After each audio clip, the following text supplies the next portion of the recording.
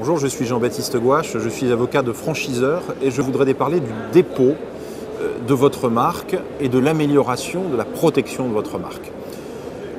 Tout contrat de franchise comporte nécessairement la licence d'une marque et de signes distinctifs, c'est-à-dire que vous allez permettre à vos franchisés d'exploiter vos services contractuels ou vos produits, les diffuser sous la marque qui est la vôtre. Cela signifie que toute création d'un réseau suppose d'obtenir un certificat d'enregistrement de la marque qui vous servira d'enseigne et ou qui servira à désigner vos produits. Alors, Gouache Avocat assiste régulièrement sa clientèle d'enseigne dans le dépôt de leur marque ou analyse les dépôts existants de manière à en améliorer la protection. Comment dépose-t-on une marque ? Vous allez comprendre que cela n'a rien d'un acte purement administratif et c'est finalement tout autre chose que le simple remplissage d'un formulaire administratif qui sera déposé auprès de l'INPI. Il faut d'abord s'assurer que le signe que vous souhaitez protéger à titre de marque peut être déposé. Tous les signes ne sont pas protégeables. Un signe illicite ne peut pas être protégé. Un signe qui est susceptible de représentation peut être protégé. Un signe qui ne serait pas distinctif, c'est-à-dire qui serait seulement descriptif, ne peut pas être protégé. Exemple, la boucherie peut désigner le nom d'une enseigne de restaurant, mais certainement pas constituer une marque pour une activité traditionnelle de boucher. Donc il faut que le signe soit protégeable. Il faut ensuite qu'il n'y ait pas d'antériorité, et cette analyse est très importante. L'antériorité, ce n'est pas seulement l'existence d'une marque exactement identique, c'est peut-être une marque similaire. S'il existe une marque trop proche, son titulaire pourrait être fondé à s'opposer au dépôt de votre marque ou ultérieurement, alors même que le réseau est déjà développé, à agir en contrefaçon ou à solliciter la nullité de la marque.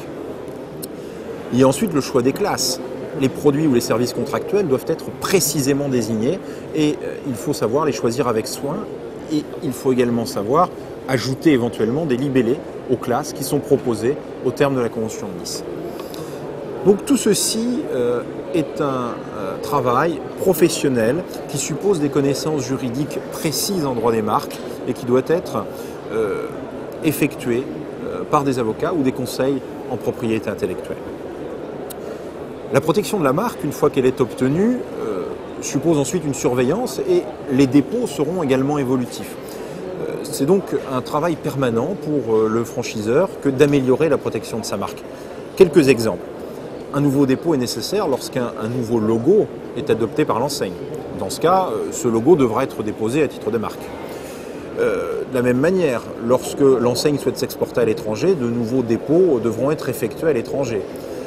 Ou encore, lorsque de nouveaux produits ou services sont diffusés par l'enseigne, eh bien, l'étendue de la protection peut, le cas échéant, nécessiter d'être revue. Donc, vous le voyez, soyez accompagnés de professionnels pour la protection de vos marques et n'oubliez pas d'organiser une veille juridique pour vous opposer à tout acte de contrefaçon et pouvoir former des oppositions à des dépôts ultérieurs que vous estimeriez contrefacteurs de votre marque. Voilà le message que je souhaitais, comme avocat, associé du cabinet Gouache Avocat, conseil d'enseigne, délivrer relativement au dépôt de votre marque et à l'amélioration de sa protection.